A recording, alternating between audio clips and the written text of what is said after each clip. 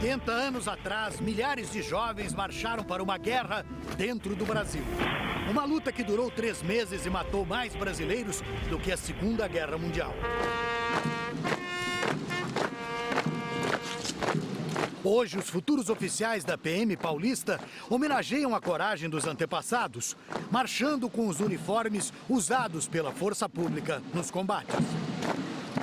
O movimento ele nasceu aí, né, dos quartéis, nasceu aí frente aos partidos políticos, congregou civis, congregou estudantes, formamos aí uma grande frente de combate.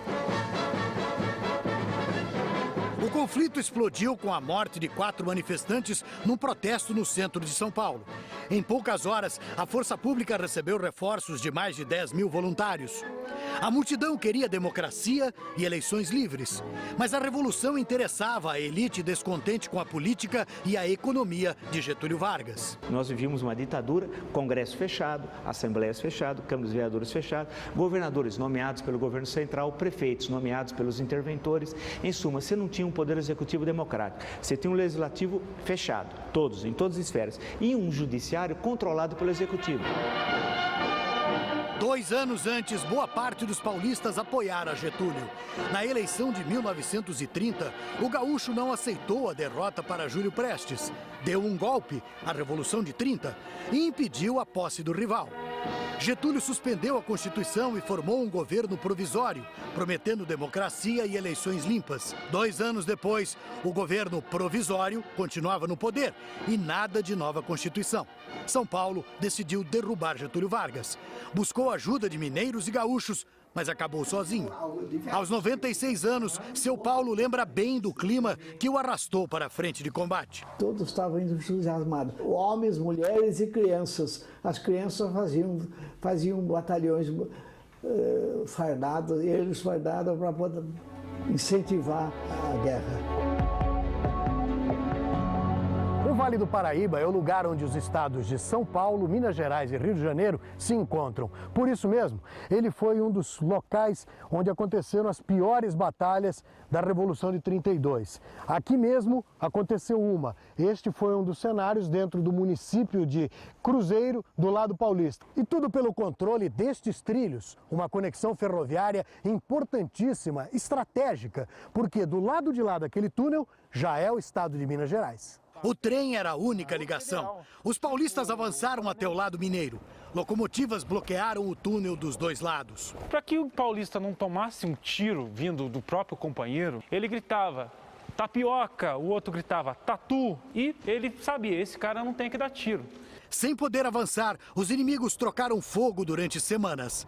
O pesquisador registra mais de 200 mortes. A gente deixa para trás esse túnel de volta a São Paulo, com a certeza de que passou por um dos cenários da nossa história recente, né? E de uma história que a gente espera que nunca se repita.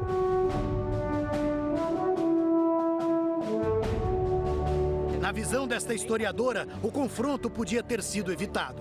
Para ela, a população foi usada pelos poderosos. Há uma certa manipulação da elite no sentido de que o interesse maior era dela, era da participação, era da manutenção do poder, dos seus privilégios. Então, a elite, de fato, tem um papel fundamental na conformação desse clima de apoio revolucionário. Eu me alinho àqueles que defendem que foi um movimento democrático, o que é algo um pouco comum na história brasileira, em defesa das eleições livres, com voto secreto, com voto da mulher pela primeira vez, inclusive, e a realização de uma Assembleia Constituinte.